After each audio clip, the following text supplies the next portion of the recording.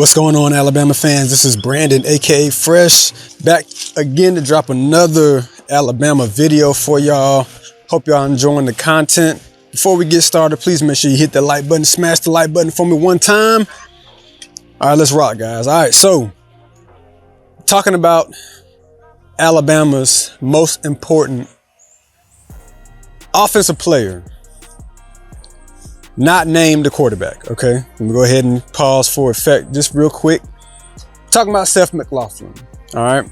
And if you're wondering why I'm adding so much value, I'm gonna go ahead and share that, all right? So it may have been a few months or so ago.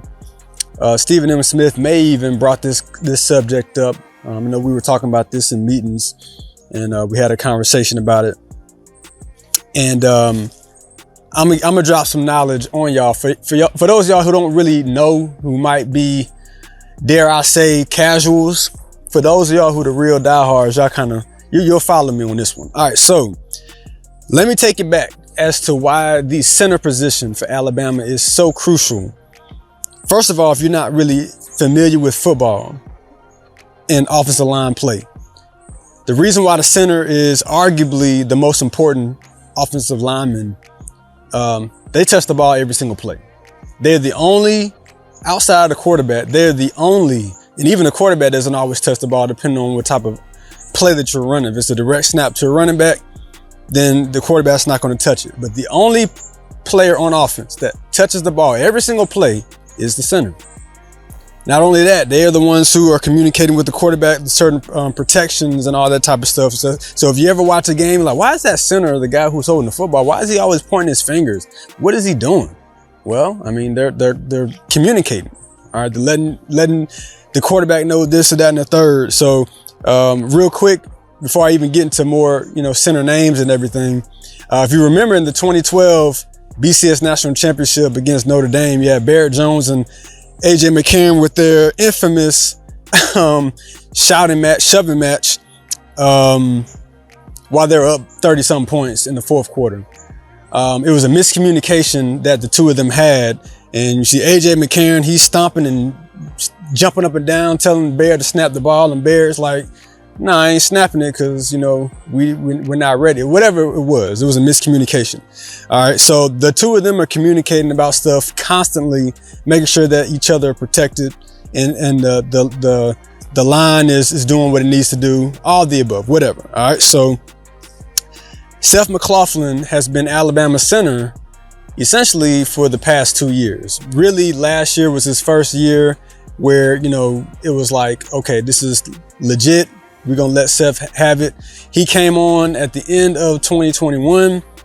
And a lot of Alabama fans are like, man, where did he come from? Like, should he not be the starter for the whole? Like, why is he in? And why is Chris Owens our starting center? We got this guy.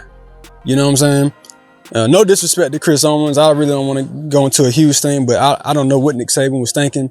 But anyway, I said I don't want to throw salt on that guy's name like that. But anyway, so Seth McLaughlin comes in and you see the tenacity immediately. He's not the biggest guy. He's about 6'3", probably just 300, barely. So he's not like a 6'5", 320 type guy. All right. I think he actually came in at like 270, 275. So he was like a lightweight compared to typical offensive lineman. But when you watch the film, you go back and watch Seth's high school film, you see exactly what you see with him at Alabama. Just tough, gritty, all of that. The things that make a very exceptional football player. Like, that's what you want. Somebody who has and embodies those types of characteristics. All right. So why is he so valuable and why is he so important? Let me take you back and let's backtrack for a little bit. Every Alabama national championship season with Nick Saban, the center position has been intact. It's been critical. It has been, you can't find any holes in that in that position. So let's rewind back to 2009. Shout out to, I believe, is it Mountain Brook? William Vallejos. William Vallejos. Undersized, he's probably 6'1", All right. Same thing, 6'1", 300 maybe, you know. But if you go back and you watch William Vallejos, it's the same stuff that I'm talking about with Seth McLaughlin. I mean, you could put William Vallejos and line him up against a bear, and it's one of those like one of the memes is like help the bear or something like that. You know what I'm saying? Whatever that meme is. But that's exactly how he was. I mean, he knew that he wasn't the biggest one, but he was very smart, very intelligent, very scrappy. And he started for 3 years, you know, but he came in, he was rated like a 3-star, like the most unexpected person that you would think would take over a Nick Saban offensive line when they're vying for a national championship. He was the guy that did that. All right. Shout out to Antoine Caldwell, who started in 2008. William Vallejos came in there, took the job, and he did not relinquish it until he left. And that was somebody who came in, again, 3-star, underrated, probably underappreciated, undersized, helped lead Alabama to his first national championship in 17 years. He was the same center in 2011. All right, so we're seeing the theme and seeing the constant, the center position. 2012, Barrett Jones, after going all over the offensive line, playing right tackle, guard. You know, Nick Saban moves him to center because he knew I need somebody to make sure that I need somebody at center that I know that I can trust, who is going to be able to lead this offensive line and stabilize this offensive line. Barrett Jones, obvious answer, obvious choice, leads Alabama to another national championship as the head person on the offensive line at center. And again, I already mentioned the shoving match between he and AJ McCarron in that 2012 national championship. Fast forward to 2015. All right, Alabama doesn't complete the mission in 2013 or 14. Fast forward to 15, you got Ryan Kelly. All right, excellent All-American center for Alabama. Ryan Kelly, been in the league, doing very well there as well. So again, we're seeing the trend. Fast forward to 2017, you got Bradley Bozeman, in-state, out of Roanoke, Alabama. And shout out to him because he weathered the storm. He sat for a few years, and he finally just said, you know what, I believe in myself. I'm gonna wait my turn. And kudos to him. He helps again lead Alabama to a national championship that 2017 season. Going through the drought, 2018, 2019, 2020, the big dog, Landon Dickerson. Yes, he does get hurt, does not play in the national championship game, did not start, but it really didn't matter who started that national championship game. Alabama was a monster that season. But again, that offensive line was led by Landon Dickerson. Big, tough, gritty, nasty, just a load of a specimen at 6'6", 300 and probably 40, 50 pounds. He was just exactly what you need, but it's more so from the mind state and the mental state that I'm talking about. All right, which brings us to Seth McLaughlin.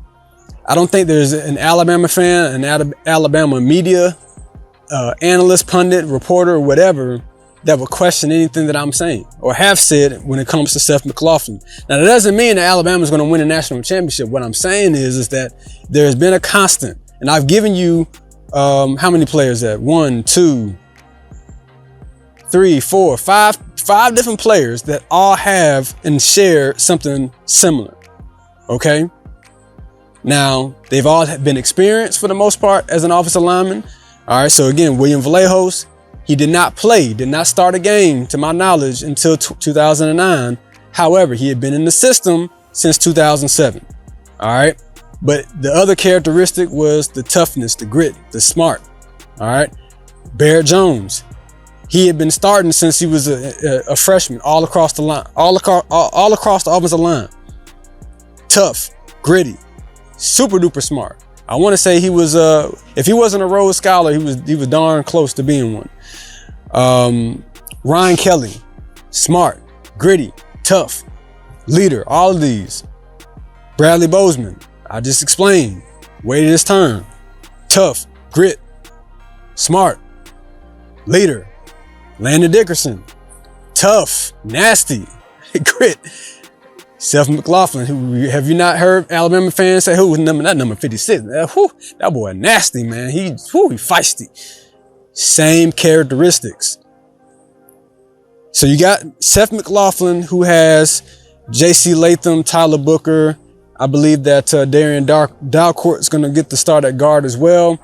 More than likely, someone like Caden Proctor is going to get the start at right tackle or left tackle. If it's me, I'm moving Latham to left tackle, let him play next to Tyler Booker on that left side, solidify that left side, and have Darian Dalcourt, who is very smart, who's been a 2-year starter. Let him kind of help Caden Proctor with whatever signals and everything else. I think that's wonderful to have two people who've played center standing right next to each other, and you're one spot away from who is potentially the weakest person in terms of communication on the offensive line. Tell me that's not an offensive line you would like to run behind if you're a running back. Starting with the center, Seth McLaughlin, and what I just named. Tell me that you wouldn't want to run behind that. Tell me that's not indicative of what we've seen at Alabama in national championship seasons. Tell me I'm wrong when it comes to the center position being the most crucial position and how that has been a typical staple for Nick Saban Alabama football team and as it pertains to a national championship. And that main reason is why Seth McLaughlin is key to Alabama's title hopes. Not to say, yes, got to have strong quarterback play and everything else. But again, the offensive line always starts in the trenches on both sides of the ball. So I can extend this video and do a whole nother video just talking about the offensive line altogether and the defensive line altogether. There's so many different ways you can go with this. All right. But as for right now, in this video, we're making sure that y'all understand the importance of what Seth McLaughlin brings to Alabama's offensive line and its title hopes, especially as history has showed us. All right. So go back and see for yourself. Go back and fact check me if you want to, whatever makes you feel better. All right. But also let me know what you think. Am I wrong? Am I right? Are we on the same page? Y'all know I like to have the conversation. I like to check the comments. I like to see what y'all had to say about it. All right. But let me know. All right. Well, hope y'all enjoyed this video. If you have not done so, I don't even think I gave y'all my the admission fee. Y'all already know, 100 likes. Let's go, 100 likes. Hit the like button, smash the like button, share this with your favorite Alabama fan. All right. Make sure you're following us on the social media pages, Twitter, TikTok, Instagram, Facebook. Get yourself a subscription to touchdownalabama.com. Love the support, appreciate the support as well. And yeah, see me on the next video. I got a lot of content that I'm just sandbagging, just waiting. All right, I told y'all, once y'all give me with 1,000 likes on one of these next videos, I'm dropping this sources that I got that you definitely want to make sure you tune in for that. So, but I'll wait for the right time on that one. All right, this is Brandon, aka Fresh, signing off.